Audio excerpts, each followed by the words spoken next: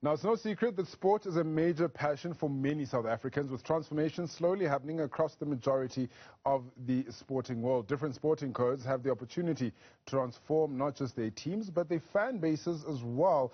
Now, with that in mind, the Gwijo Squad was born. Among other things, they are an ever-growing group of fans that look to use song as a way of cheering on South African sports stars. Joining me now is the founder of the Gwijo Squad, Chulu Macingwane. Chulu, it's such a pleasure to be talking to you this morning. Let's first start, about the reason why you embarked on forming the Gwijo Squad. Good morning, Buhle. Yeah, thank you so much for having me. It's always so strange to be referred to as the founder of the Gwijo Squad because one could not really have founded a Gwijo Squad by themselves. It is necessarily a group effort. So I'm honored and a little embarrassed by the moniker. It started 2017 on a trip down to Durban. My wife, who was my girlfriend at the time, had organized for us to go watch a game at Moses Mabhida, which was the SAA team against the French Barbarians. Because the French Barbarians were touring with the French team, so they were playing with the SAA team while the Springboks would then play against the actual French side the next day. And we went to go watch them at Moses Mabhida, and I just thought, man, what a missed opportunity, because the game was fantastic, but the atmosphere was really dry and dead. And I thought, having experienced going to rugby games, both while I was at Wits and going to club games in the Eastern Cape, where and even in Rustenburg actually, where when there's a crowd that gets going with Gwijo, and as culturally we're so familiar with Gwijo, as it is absolutely ubiquitous in everything we do, in every celebration. Anytime there is a group of us, Gwijo is inevitable. So I just thought, what a pity that no one thought to make this game accessible to the masses and get a vibe, get Gwijo going. So when they played the return game in Johannesburg at Orlando Stadium the following week, I called a couple of friends to see if they were interested in going to watch the game. Gwijo, and by the end of that week there were about 45 of us. We rented a bus and we headed over to the game, and the Gwijo Squad was officially born. And the rest was history, as they say. I mean, Gwijo, Chulu, is something that's synonymous with, I want to say, African sport, right? In South Africa in particular, if you go to a football match, you see them there with their daily bread. If you go to Ekasi, that's where you, as you mentioned it, also in the Eastern Cape, in Rustenburg. So it's quite something for you to bring that element to rugby. Now, when I say that, I mean in terms of the professional sense of things, because if you look at Queen's College, for instance, Gwijo is something that lives in that school and other schools, even in Johannesburg. So how difficult was it, rather, to marry Gwijo with the professional rugby that is more exposed to white people who might not be exposed to Gwijo, and how was that received? Yeah, it wasn't difficult at all.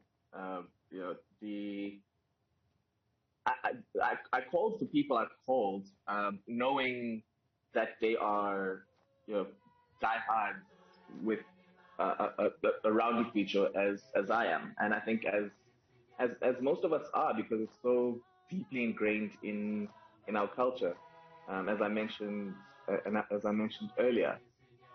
So it's not like so Gwijo at rugby games isn't something new, and I didn't bring Gwijo to rugby games.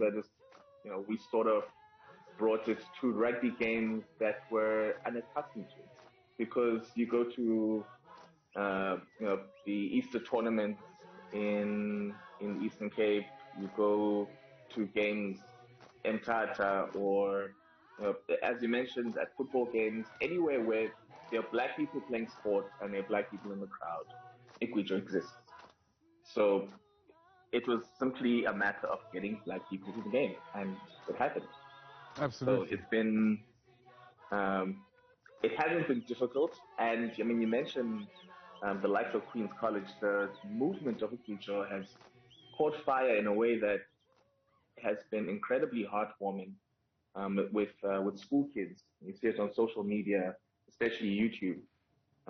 So that is something that's a fan we would like, a flame we would like to fan, and hopefully, especially now with this project that we have embarked on, Gwijo can start to become a more formal genre that we can enjoy on our on our devices and in our cars as we do any of our other music. I mean, that flame that you would like to fan, you're currently fanning it right now. You mentioned the project. It is the Gwijo Squad's EP that I think was released yesterday. And I actually want us to play just a portion of one of the songs on the EP, just to give people a sense of what to expect. And also for those of us who love being in stadiums, whether it's football, soccer, or any other sport, just to take us back there, to a pre-COVID-19 time. Let's quickly take a listen to this.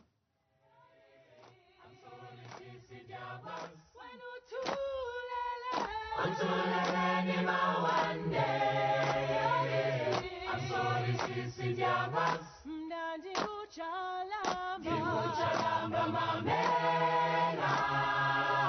I'm sorry, Sisi Jabas.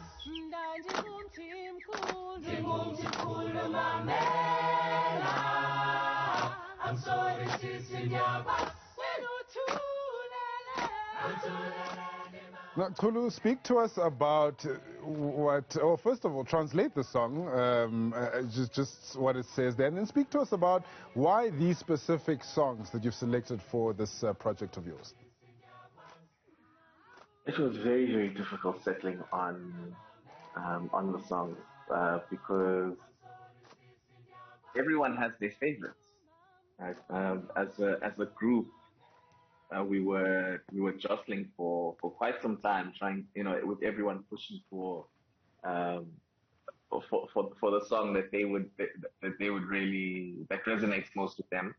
And it's interesting that you play that specific clip, because a clip from that specific song, because the feedback I've gotten is that has been people's favorite since the release, which I did not anticipate. I tried to guess which of the 5 Gwijos would resonate most with people. Yeah. That is, Mawande has been a clear winner. Translate it for us, Chulu. Mawande, Tulele Mawande.